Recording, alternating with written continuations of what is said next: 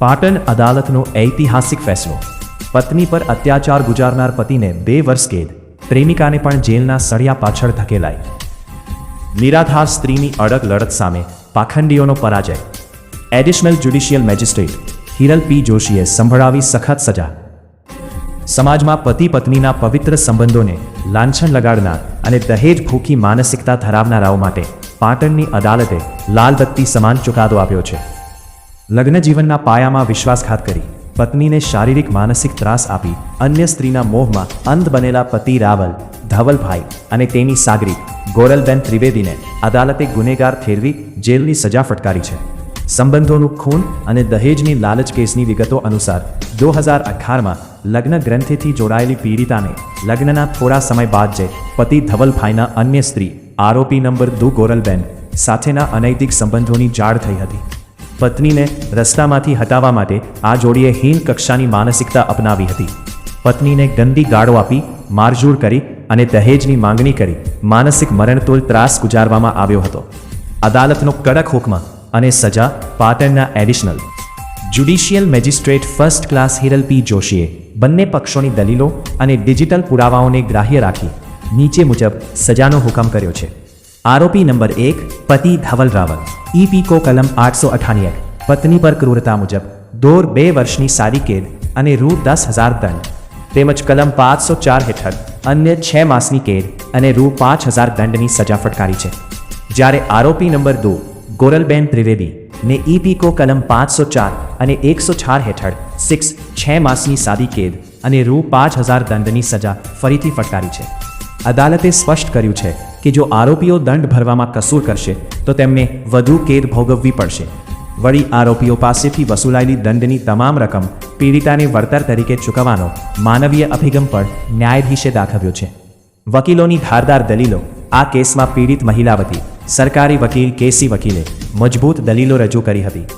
આ ઉપરાંત સમગ્ર કાનૂની કાર્યવાહી અને ઇલેક્ટ્રોનિક પુરાવાઓના પ્રોડક્શનમાં પાટણના વિદ્વાન વકીલ પંકજ વેલાણીએ પાયાની મહેનત કરી કેસને મજબૂત બનાવ્યો હતો, જેના પરિણામે આરોપીઓની પોલ ખુલ્લી પડી ગઈ હતી. કાયદાના હાથ લાંબા છે. પોતાની પત્નીનું જીવન નરક બનાવી અન્ય સ્ત્રી સાથે સંબંધ રાખનારા પતિઓ માટે આ કડક સંદેશ છે. ડોક્ટર હિરલ પી જોશીનો આ નિર્ણય દર્શાવે છે કે એક નિરાધાર સ્ત્રી પણ હિંમત અને સાચા પુરાવાઓથી ન્યાય મેળવી શકે છે. પાટણની અદાલતનો આ નિર્ણય મહિલાઓ માટે વિશ્વાસ અને આશાનું પ્રતીક બન્યો છે. અંતે સંબંધોમાં વિશ્વાસઘાત કરનારાઓ માટે જેલના સળિયાજા અંતિમ સ્થાન છે તેવો આ ચુકાદાએ ફરી એકવાર પ્રસ્થાપિત કર્યો છે. કુમારી બેન, તમારી સાથે શું ઘટના બની અને તમારા હસબન્ડ સામે આપને શા માટે કોર્ટમાં જવું પડ્યું એનું સ્ટેટમેન્ટ આપશો મને? ચોક્કસ. મારી સાથે ઘટનામાં એવું છે કે મારા મેરેજ ધવલ રાવલ પાટણ સ્થિત સાથે થયા 2018માં. એના પછી મારા ઘરે દીકરાનો જન્મ થયો અને બધું બરાબર ચાલતું હતું, ઠીકઠાક ચાલતું હતું.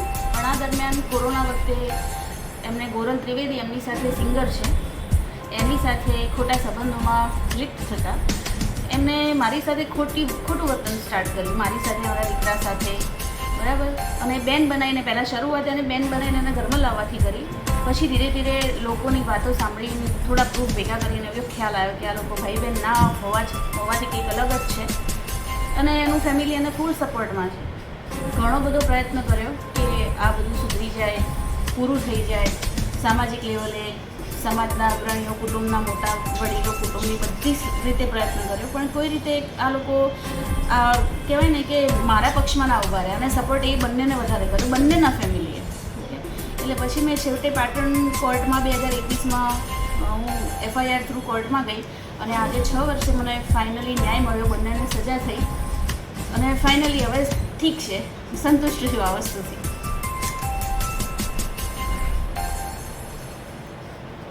તમારી સાથે તમારા પતિનો ગેરવર્તાવ શા માટે હતો તે જણાવશો? ગેરવર્તન એટલા માટે હતું કે એમની 2 કન્ડિશન એમના વર્તન ઉપરથી લાગતી કે કાં તો તું ગોરલને સ્વીકારી લે, કાં તો તું મને ડિવોર્સ આપી દે. પણ મેં ગોરલને સ્વીકારી લઈને મેં એમને ડિવોર્સ ના આપે એટલે ગોરલનું નામ પડે અને સીધી મારઝૂડ શરૂ થાય. એટલે એ હિસાબે થઈ અને આ વસ્તુ આ રીતે કેસ સુધી પહોંચી. મારઝૂડ થવાનું આ જ કારણ. કોર્ટે એમને બંને જણને શું સજા કરી? કોર્ટે એમને બંને જણને ધવલ રાવલને 2.5 વર્ષની કેદ અને ગોરલ દ્વિવેદીને 6 મહિનાની કેદ અને સાથે દંડ આટલી સજા કરી છે.